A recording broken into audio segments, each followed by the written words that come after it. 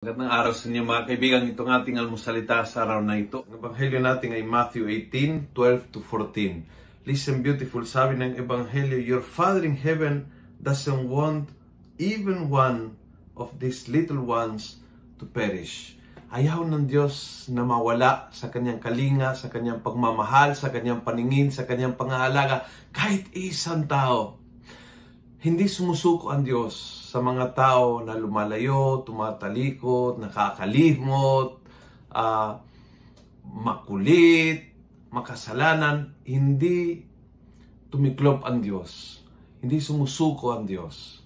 Hindi tumitigil sa umaasa na balang araw matagpuan niya. Hindi tumigil sa paghahanap. Hindi tumigil sa paggawa ng paraan para ma-reach out sa mga tao na somehow ayaw sa Kanya. Either hindi pinapansin o nagalit sa Panginoon o nagtanim ng sama ng loob sa Diyos o talagang tunay na naligaw ng landas na punta sa maling bisyo o ugali o pananaw o pananalig. Hindi sumusuko ang Panginoon sa mga tunay na Kanya. At sana una sa lahat maramdaman natin yun all the time. There is no time na ikaw ay lumalayo na ang Diyos hindi nakahanap sa iyo.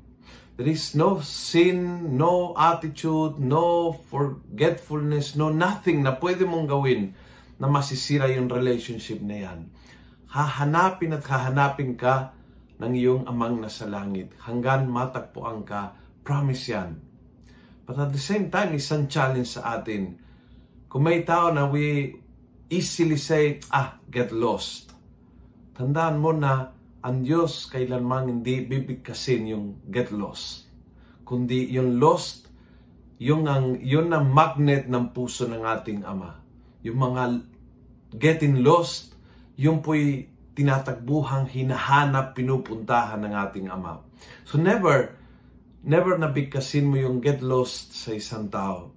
Dahil ang Diyos ay ayaw na ayaw ng mga anak niya ay get lost. When you are lost, He's there looking for you. And when someone is lost, you should be there looking for them, reaching out, trying to bring them back. Kung gusto mo ang video ito, please pass it on. Punuin natin ng good news ang social media. Gawin natin viral, araw-araw ang salita ng Diyos. God bless.